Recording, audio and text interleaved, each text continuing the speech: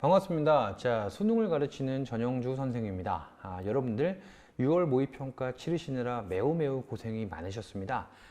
저는 일단은 그 6월 모의평가 어려웠던 지문들 중에서 가장 수험생들이 많이 어려움을 느꼈던 지문, 경제 지문 중에 제가 일부분을 해설을 하기 위해서 영상을 찍게 됐습니다.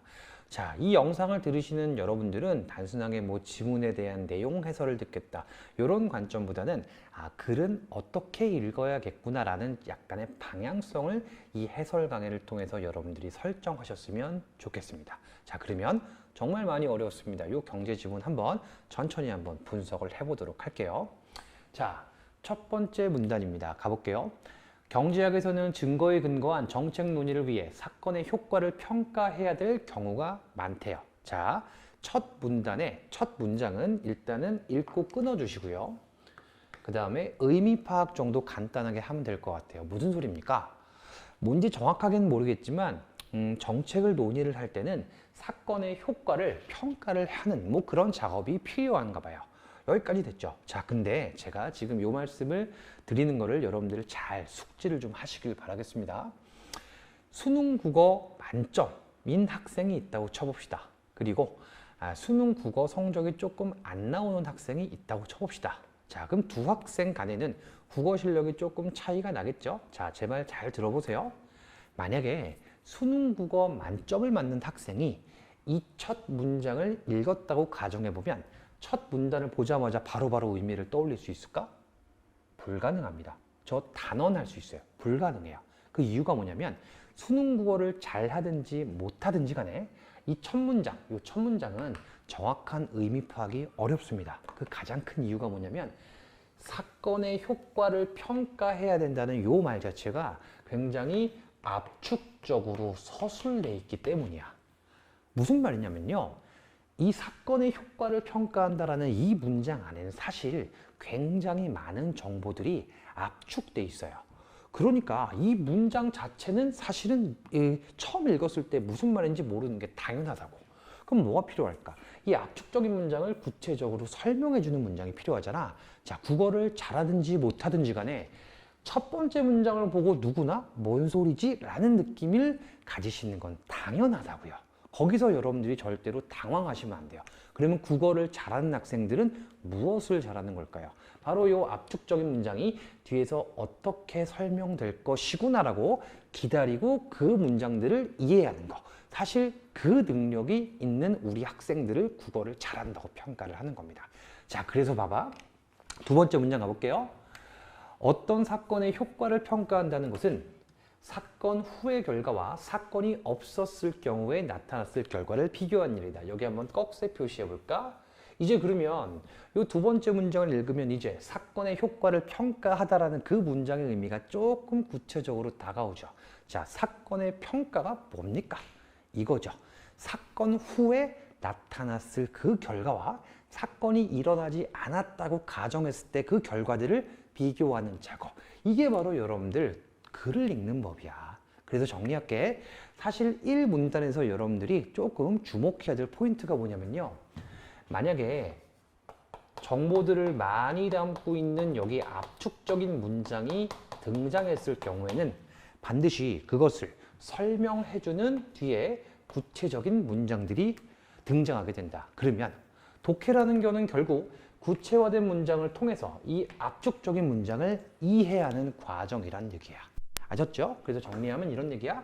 자, 사건 효과를 평가하는 거는 무슨 말입니까? 사건 후의 결과와 그 다음에 사건이 일어나지 않았을 때의 결과를 비교하는 것이다. 이렇게 깔끔하게 정리하면 되겠죠. 좋습니다. 이제 세 번째 문장 가볼게요. 그런데, 자, 보통 그런데라고 하면 이제 역접, 전환이 일어나겠죠. 보통 그런데라고 하면 접속 부사인데요. 내용이 뒤바뀐다는 것을 알려주는 표지라고 보시면 됩니다. 가볼게. 그런데, 가상의 결과는 관측할 수 없으므로 실제는 사건을 경험한 표본들로 구성된 시행 집단의 결과와 사건을 경험하지 않은 표본들로 구성된 비교 집단의 결과를 비교하여 사건의 효과를 평가한다.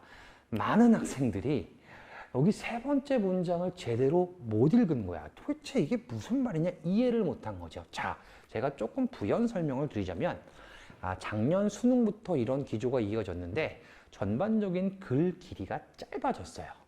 자, 글 길이가 짧아졌다는 얘기는 글자 수도 짧아졌겠고, 문장들도 그 전 수능에 그 전 수능과 비교했을 때 문장들도 조금 덜 사용됐겠죠. 그러니까 전반적으로 글이 좀 짧아진 경향이 요즘 수능의 경향이라고 보시면 되는데요. 국어를 잘 모르는 학생들은, 글이 짧아졌다? 아, 이제 나 사실 글 읽는데 시간 좀 많이 걸리는데, 이거 나한테 유리한 시험으로 뭔가 바뀌어 가는 거 아니야? 이렇게 여러분들 착각하시면 안 돼요. 글이 짧아졌다는 얘기는 사실 출제자가 무언가를 설명해주는 문장들을 많이 뺐다는 얘기야. 이 세 번째 문장이 왜 이해가 안 됐을까? 첫 번째 이유, 여기에 사실 숨어있는 문장들이 있어요. 그러니까 요즘 수능의 트렌드가 뭐냐면 문장들을 숨겨놔.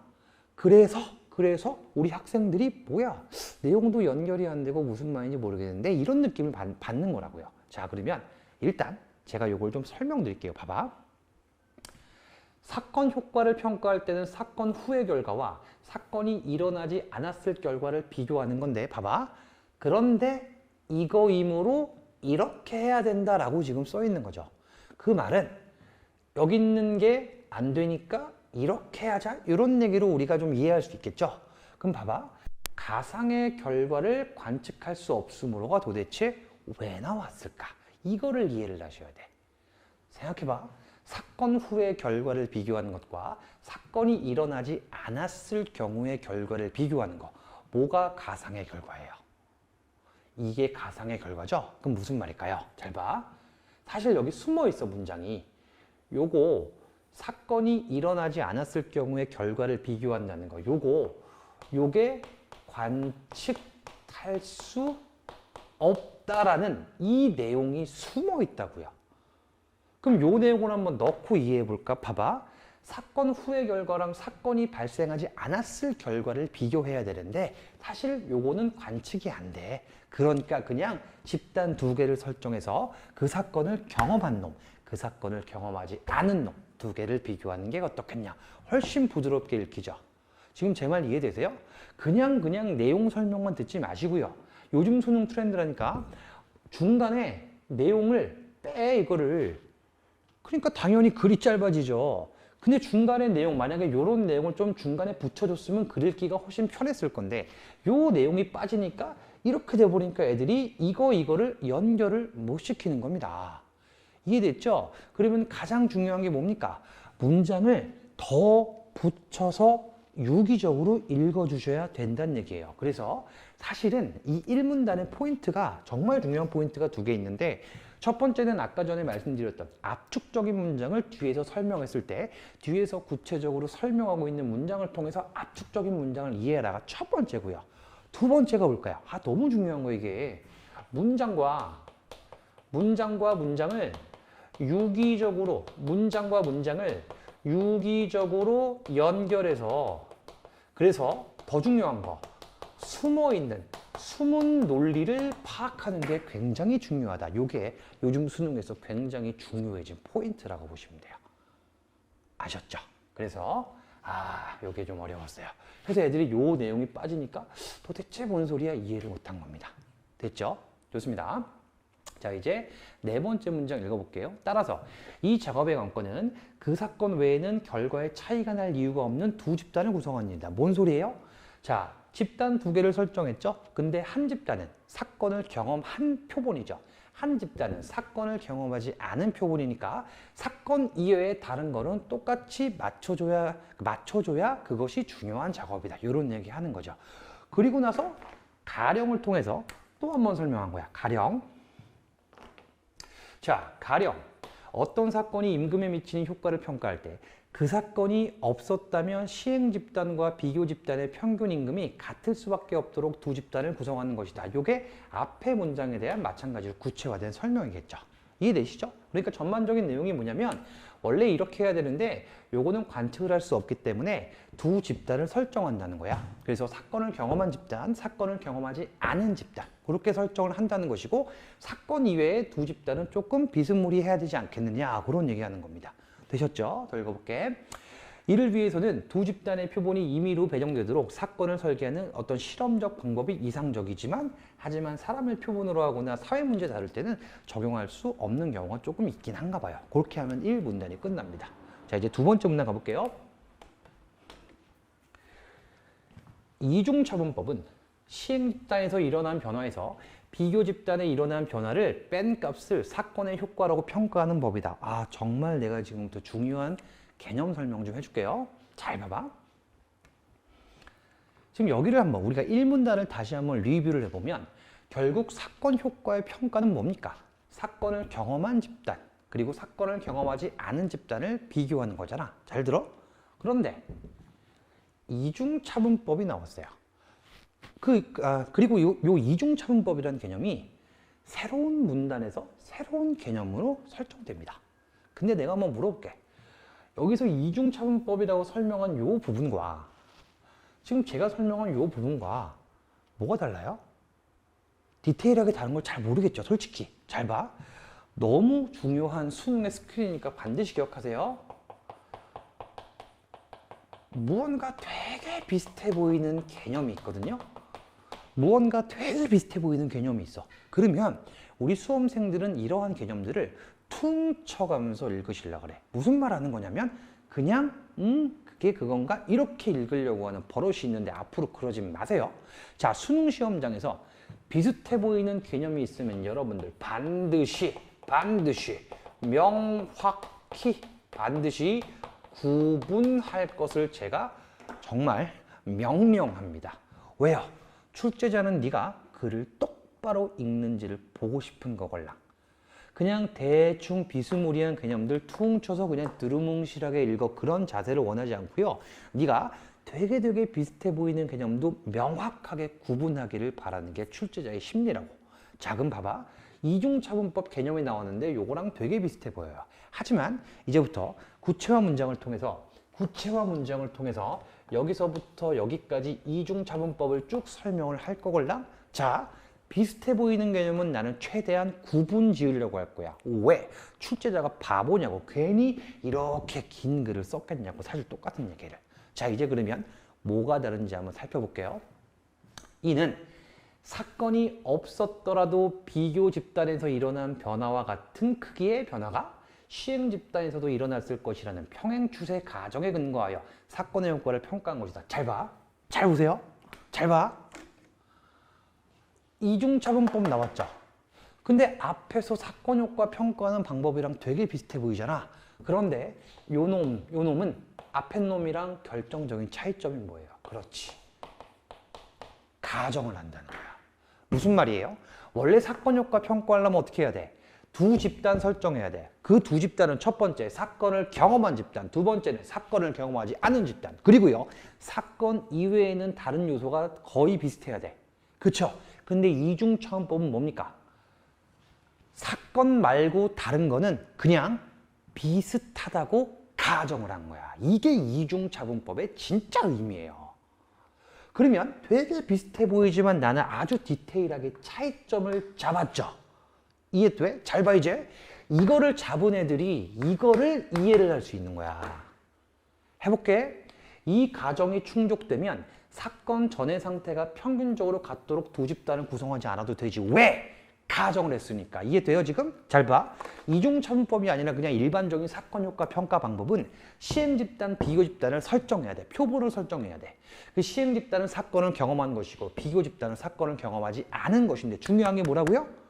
이 집단을 좀 정교하게 설정을 해야 되겠지. 왜? 그 사건 빼고 나머지는 비스무리하게 설정을 해야 될 거 아니야. 근데 이중차분법은 그냥 뭐 한 거야? 가정해버린 거야. 그러니까 두 집단 설정할 때 굳이 비슷한 놈 갖다 쓸 필요가 없겠죠. 그 얘기하는 거야 지금.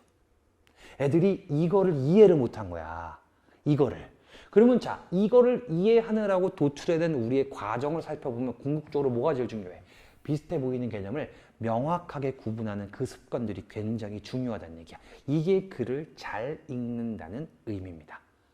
아셨죠? 좋습니다. 3문단 가볼게요. 자, 이중차분법은 1854년에 스노우가 처음 사용했다고 알려져 있대요. 자, 어떻게 스노우가 이중차분법을 사용했을지 이제 구체화 문장을 통해서 설명이 되겠죠. 볼게. 그는 두 수도에서로부터 물을 공급받는 런던의 동일 지역 주민들에 주목했대요. 잘 들어봐. 사례가 나왔죠.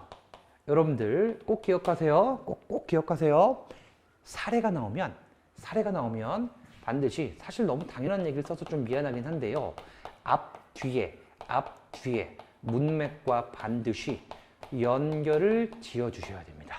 이 사례는 괜히 나온 게 아닐 거야. 앞뒤 문맥이랑 같이 연결 지어서 유기적으로 한번 생각해 볼게요. 같은 수원을 사용하던 두 회사 중에서 한 회사만 수원을 바꿨는데 주민들은 자신의 수원을 몰랐대요. 자, 승호는 수원이 바뀐 주민들과 바뀌지 않은 주민들의 수원 교체 전후 콜레라로 인한 사망률의 변화를 비교했대. 잘 봐. 항상 사례가 나오면 유기적으로 여러분들이 연결해서 읽어주셔야 됩니다. 자, 그럼 봐봐. 수원이 바뀐 주민은 앞에 문단으로 치면 뭐에 해당할까요? 사건이 일어난 다음에 뭔가 표본 같은 느낌 들죠? 얘는 그래서 뭐야? 그래, 얘가 바로 시행 집단이라는 의미예요. 이렇게 연결해서 읽어줘야 돼, 사례는. 오케이? 자, 그리고 그럼 바뀌지 않은 놈은 뭐야? 사건이 발생하지 않은 표본의 집단이니까 얘는 뭐야? 그래, 비교 집단이 되겠네. 그렇게 설정하시면 되겠죠. 그런데 콜레라가 공기가 아닌 물을 통해 전염된다. 오케이, 요 물은 그럼 뭘까요? 바로 사건이 되겠죠. 이렇게 여러분들이 글을 읽어주시면 아주 깔끔하게 1, 2, 3분란이 정리가 됩니다. 자, 오늘은 시간이 많이 없어서 제가 여기 14번 문제가 있는데요. 저기서 1번이라고 써있는데 실제 문항은 14번이었는데 제가 요거 하나 풀어드리고 오늘 마칠 건데요. 여러분들 지금 1번이라고 써있는 요 문제가 정답률이 혹시 몇 %인지 아세요? 여러분들 6월 모의평가 끝나고 끝나자마자 여러분들이 사실은 마음속으로 되뇌었던 그 숫자가 있죠. 그렇습니다. 이게 정답률이 놀랄 노자죠. 18%입니다. 그럼 왜 18%가 나온지 한번 볼게. 선지 1번 가자. 실험적 방법에서는 시행 집단에서 일어난 평균 임금의 사건 전후 변화를 어떤 사건이 임금에 미친 효과라고 평가한다. 잘 들어봐. 얼마나 많은 수험생들이 개념이라든지 공식이라든지 이러한 것들을 얼마나 퉁치면서 읽어가고 있는지에 대한 습관이 바로바로 나오는 겁니다. 여러분들, 사건 효과는 어떻게 따지는 거야? 시행 집단만 가지고 따지는 거야? 아닐걸요? 시행 집단에서 비교 집단 빼는 걸걸요? 이해됨? 정답 몇 번이야? 적절하지 않은 거니까 1번이라고. 지금 혹시 이 문제 틀리셨던 분들은 뭘 반성하면 되냐면, 자, 지문에서 제시한 공식을 왜곡시켰다. 네 멋대로 제발 추론하지 말라고요. 왜 지문에 써 있는 대로 해야지 왜 네 멋대로 공식을 마음대로 그냥 혼자 그러거니 하고 추론을 합니까? 잘 들어봐. 공식을 왜곡한 선지는 무조건 적절하지 않은 선지가 됩니다. 왜? 지문의 사실관계를 우입에 시켰기 때문이야. 여기까지 되셨죠? 오케이, 좋습니다. 그래서 사실 정답이 1번인데 그 당시 많은 수험생들이 요 1번 선지를 그냥 그런갑다 이러고 넘어간 거야. 자, 그래서 선택지도 여러분들 정확하게 꼼꼼하게 판단하는 연습이 필요합니다. 되셨죠? 자, 2번 선지 갈게요. 사람을 표본으로 하거나 사회 문제를 다룰 때 실험적 방법을 적용하는 경우가 있다. 조금 치사한 선지였어요. 이게 무슨 말이냐면 보세요. 사람을 표본으로 하거나 사회 문제를 다룰 때 이 방법, 그러니까 실험적 방법이 적용할 수 없는 경우가 많다라고 했지 적용할 수 없다라고 하지는 않았죠. 그러니까 사실은 여기 2번 선지가 맞는 선지가 되는 거예요. 조금 치사하죠, 이거는. 오케이, 선지 3번. 평행 추세 과정에서는 특정 사건 이외에는 두 집단의 변화에 차이가 날 이유가 없다고 가정한다. 이게 평행 추세 과정의 정의였죠. 그런데 봐, 많은 수험생들이 그 당시에 요 4번 선지를 굉장히 많이 썼습니다. 이게 정답률이 34%거든요. 왜 그럴까요? 이 4번 선지를 쓴 심리가 뭘까? 내가 개개인별로 전부 다 우리나라 전국의 수험생들을 전원 한 명 한 명 다 상담해 본 것이 아니기 때문에 정확하지 않을 수 있겠지만 아마도 요 심리가 굉장히 많이 반영이 돼 있을 거야. 무슨 말인지 사실 모르겠거든. 근데 다 맞아 보여. 아니겠지? 이렇게 찍은 거야. 평가원은 그렇게 찍은 애와 정확하게 내용을 이해하는 애를 사실은 변별하고 싶은 거야. 그게 변별력 아니냐? 이해돼요? 자, 이거 맞는 선지입니다. 한번 따져볼게. 스노우 연구, 이중차분법이죠. 시행 집단과 비교 집단의 콜레라 사망률은 사건 후뿐만이 아니라 잘 봐. 사건 전에도 차이가 있을 수 있었다. 이거 어디서 많이 봤죠? 잘 봐. 그래서 내가 아까 전에 이 문단의 그 부분을 되게 중요하게 제가 설명드린 겁니다. 이 가정이 충족되면 사건 전의 상태와 평균적으로 같도록 두 집단을 구성하지 않아도 된다가 뭔 소리예요? 이중차분법이라고 하면 원래는 요 집단을 정확하게 맞춰줘야 되지만 이중차분법의 굉장히 중요한 가정이 뭐였어요? A 그냥 두 개 같다거나 그 사건 제외하면 같다고 가정하자. 이렇게 가정했기 때문에 실제 우리가 어떤 집단들을 구성할 때 두 놈이 꼭 같을 필요가 없다고. 그 얘기가 아까 1문단에 2문단의 맨 마지막 부분에 서술돼 있죠. 이게 그 얘기입니다. 잘 봐. 사건이 물이죠, 물. 그럼 물을 제외하면 콜레라 발병률은 차이가 날 수 있지. 하지만 이중차분법을 적용하는 데 있어서 문제없지. 왜? 물이라는 사건을 제외하면 나머지는 그냥 비슷하게 일어났을 거라고 가정했잖아. 이해돼요? 이게 글을 정확하게 읽는 겁니다. 그러니까 요거는 정말 너무 좋은 선지인데 맞는 선지예요. 이해됐죠? 그러면 이 문제를 틀리셨던 분들 반추해 봅시다. 첫 번째, 뭐가 문제였을까? 개념을 퉁 치는 버릇. 그리고 공식을 왜곡했는데 네 멋대로 추론하는 버릇이 있었던 거야. 두 번째는 내용을 정확하게 이해를 못한 거야. 그래서 여기 문제 정답은 1번이 됩니다. 아셨죠? 5번 선지. 스노우는 수온이 바뀐 주민들과 바뀌지 않은 주민들 사이에 공기 차이는 없다고 봤죠. 그쵸? 왜? 물의 차이가 있었잖아. 물이 사건이니까. 그렇게 여러분들이 이해를 하시면 될 것 같습니다. 자, 제가 우리 이번에 6월 모의평가 중에서 가장 오답률이 높았던 문항을 제가 분석을 해드렸는데요. 결론이 뭡니까? 첫 번째, 글을 잘 읽어야 돼. 그러면 글을 잘 읽기 위한 훈련을 나머지 기간 동안 여러분들이 저랑 같이 하시면 되겠죠. 저는요. 생각보다 제가 외모는 그렇게 안 생겼습니다만 생각보다 굉장히 FM이거든. 글을 똑바로 읽는 훈련을 제가 조금 시켜드릴 거고요. 그리고 7월 달부터는 제가 선택지 분석을 지금보다 훨씬 더 꼼꼼하게 시켜드릴 겁니다. 저랑 같이 하시면 이렇게 어려운 질문도 사실은 별로 어렵지 않았구나라는 거를 제가 매주마다 느끼게 해드리도록 하겠습니다. 감사합니다.